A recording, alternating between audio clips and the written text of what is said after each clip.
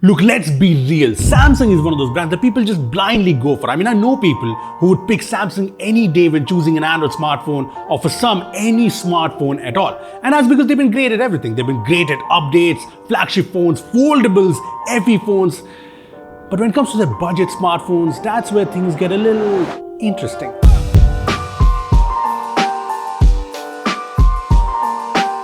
Now this is one of them, the budget ones. This is the Samsung Galaxy F15, starts at 13K, twin to the Galaxy M15 that just launched in India.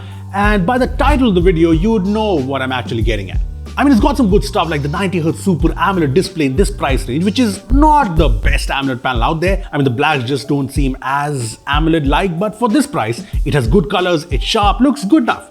The triple cameras, which actually take good shots, especially in good light. Yeah, low light is a struggle, but it's a budget phone. I also like that this has an ultra wide angle camera. I know 5 megapixels, but a lot of phones skip it under 15K, so good. There's the latest One UI 6.1 software. There is a cache though, and I'll get to that. And yeah, the promise of 4 OS updates and 5 years of security updates is crazy. It's unbeatable. The design is also clean. Some things could have been more symmetrical, but again, budget phone. And the 6000 mAh battery is awesome. I know this big battery makes the phone heavy, and I've seen people complain about it, but I don't think it's a big deal. This obviously does not come with a charger in the box, but this has the headphone jack, micro SD slot in hybrid fashion, two dying features in phones these days. You get the fingerprint scanner and the power button. 5G works well. There's even carrier aggregation. So all of this seems like a good overall package, right?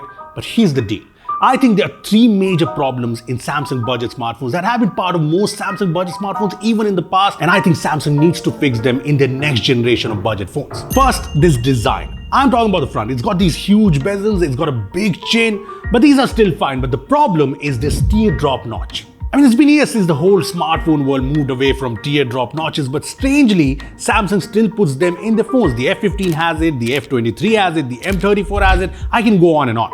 Maybe I would have been okay with this if this cost around 7,000-8,000, but this cost 13,000 rupees, and even a 7,000 rupee costing phone like the Moto G04 looks better than this. Second, the UI. See, this has One UI 6.1, and that's great. Not One UI Core, there's no mention of that. And it has some of the features that were missing in the core version, like this has easy mode, this has edge panels, Knox security is here, secure folder is here, Samsung Health is here, so is Samsung Wallet. You also have all the Samsung ecosystem features, but even though it's not the core version, it has some big features missing. See, there's no native screen recorder here, which is very strange. There's also no always on display, even though this is an AMOLED display. There's also no Samsung Good Lock support, which is just sad. There's no link to Windows. And you know what? Even after all these years, the setup process of Samsung budget phones are filled with recommendations. At one point in the setup process, you get this, you're all set up. The finish button's there, you're all happy, but the next page actually shows you these services with just an agree button.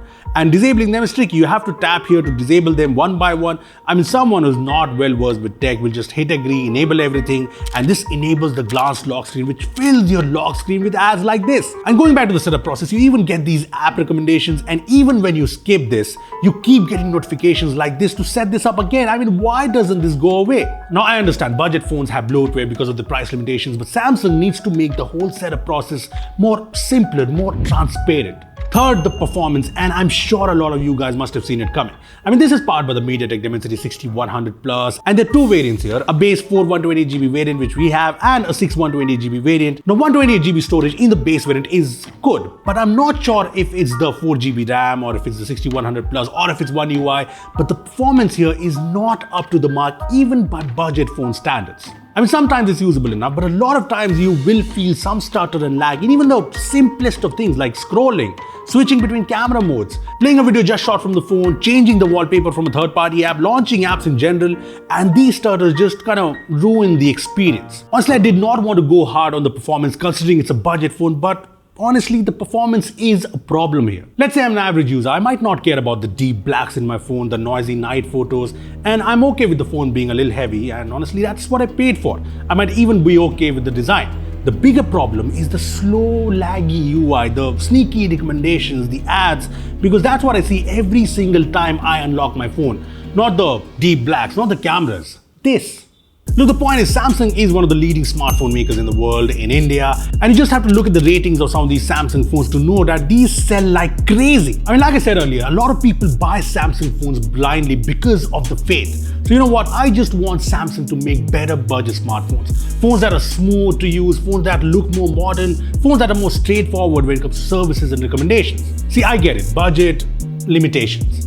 But there are phones in the sub 15K segment in India that are actually better to use. So Samsung, if you're listening, let's see some kick-ass budget smartphones, yeah? Look, I want to ask you this. What's your experience been like when it comes to a Samsung budget smartphone? I'm talking Samsung phones under 20K. And what do you think Samsung can do better? Comment down below. And if you found this video useful, subscribe right now, and thanks for watching.